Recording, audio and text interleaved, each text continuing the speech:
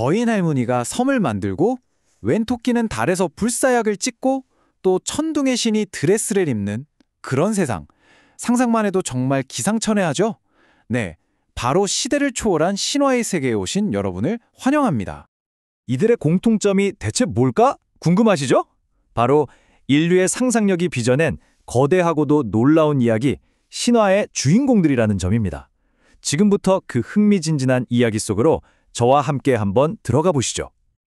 자, 첫 번째 주제는 바로 세상의 시작, 그러니까 창조에 대한 아주 근본적인 질문에서부터 시작해 볼까 합니다. 그 첫 무대는 바로 우리나라의 아름다운 섬, 제주도입니다. 제주도의 창조 신화를 보면요, 바로 이 거인 설문대할망이 등장합니다. 우리가 흔히 생각하는 그런 근엄한 창조 신화하고는 좀 다르죠.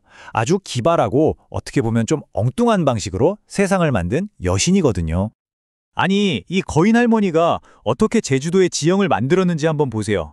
흙을 나르던 치마가 터져서 쏟아진 흙이 섬이 되고 그중 가장 높이 쌓인 흙더미가 바로 한라산이 됐다고요. 심지어 소변줄기가 어찌나 셌던지 그 힘으로 우도가 만들어졌다고 하니까 와, 정말 상상력이 대단하지 않나요? 이 설문대할망 이야기처럼 대체 이 세상은 어떻게 만들어졌을까 하고 설명하려는 욕구는 인류의 아주 보편적인 특징이었던 것 같아요. 자, 그럼 이제 다른 문화권의 창조 신화는 어떤지 한번 보면서 그 공통점을 찾아보겠습니다. 여기 정말 흥미로운 두 신화가 있습니다. 중국의 반고는 거대한 알에서 깨어나서 하늘과 땅을 힘으로 밀어내 세상을 만들었고요. 뉴질랜드 마오리 신화에서는 자식들이 부모인 하늘과 땅을 떼어놓아서 세상의 빛을 가져왔다고 하죠. 사는 곳은 지구 반대편인데 강력한 힘으로 하늘과 땅을 분리한다는 이 놀랍도록 비슷한 상상력을 공유하고 있다는 게 정말 신기하지 않으세요? 자, 이렇게 거대한 창조 신화에서 잠시 벗어나서요, 이제는 좀 더 우리에게 친숙하고 널리 알려진 전설이죠. 바로 달에 사는 토끼 이야기로 넘어가 보겠습니다.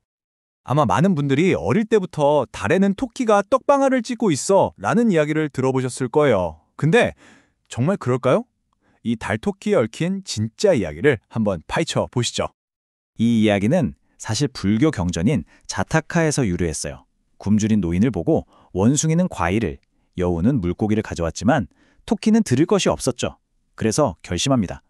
저를 구워서 드시고 기운을 차리세요 라며 불 속으로 뛰어든 거예요.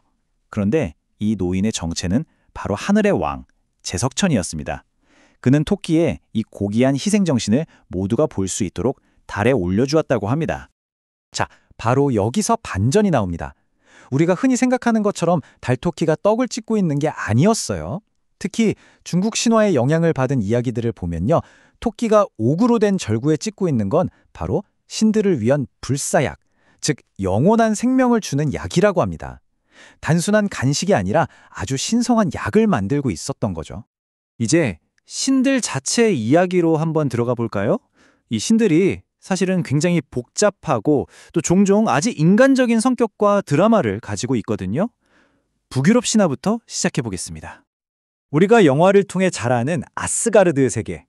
사실 신화 원전을 보면요, 도둑질과 협박 그리고 변장으로 가득 찬 한편의 막장 드라마가 따로 없습니다. 천둥의 신 토르에게 일생일대의 위기가 찾아옵니다.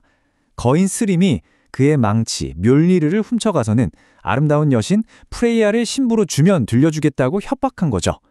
프레이야는 당연히 길길이 날뛰고요. 이때 장난의 신 로키가 정말 기상천외한 아이디어를 냅니다. 토르, 네가 직접 신부로 변장해서 가자.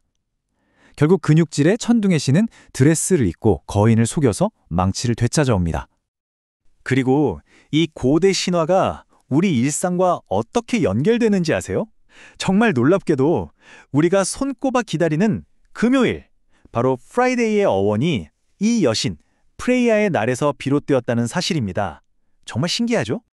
이번에는 같은 신을 두고 문화권에 따라 전혀 다른 이야기를 만들어낸 경우로 한번 살펴볼게요. 강의 신 하백인데요. 한국에서는 고구려의 시조 주몽을 위기에서 구해주는 자애로운 국가의 수호신으로 그려집니다. 그런데 중국 신화 속 하백은 질투심에 눈이 멀어서 대홍수를 일으키는 아주 인간적인 결함으로 가득한 존재로 묘사되죠. 자, 이제 논의의 무대를 현대로 한번 옮겨볼까요? 이 오래된 이야기들이 오늘날 우리 눈앞에 스크린에서 어떻게 살아 숨쉬고 있는지 살펴보겠습니다. 맞습니다. 이런 신화적인 상상력은 그냥 오래된 책 속에만 갇혀 있지 않아요.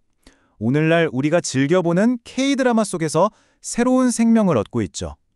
그 대표적인 예가 바로 현대적인 기술로 아예 새로운 태고의 신화를 창조해낸 아스달 연대기입니다. 아스달 연대기는 정말 복잡한 세계관을 자랑하죠.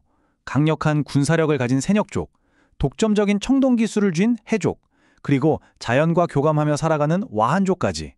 이 표에 나온 것처럼 각기 다른 욕망을 가진 인물들이 서로 부딪히고 또 손을 잡으면서 국가의 탄생이라는 거대한 서사를 이끌어갑니다. 작가의 말을 직접 들어보면 이 새로운 신화를 창조하려는 영감이 어디서 왔는지 알 수 있어요. 바로 우리가 상상해 본 적 없는 시대, 즉 국가가 탄생하기 이전 인류의 근원적인 모습에 대한 호기심에서 모든 이야기가 시작된 거죠. 그래서 핵심은 바로 이겁니다. 신화는 아주 오래된 것이든 오늘날 새로 만들어진 것이든 우리가 세상을 이해하고 우리 자신을 정의하는데 필수적인 인류의 공유 소프트웨어 같은 거라고 할 수 있습니다. 이 질문을 마지막으로 여러분께 남겨드리고 싶네요.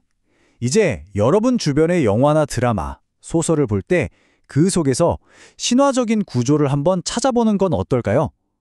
아마 생각보다 훨씬 많은 곳에서 이 고대의 메아리를 발견하게 되실 겁니다.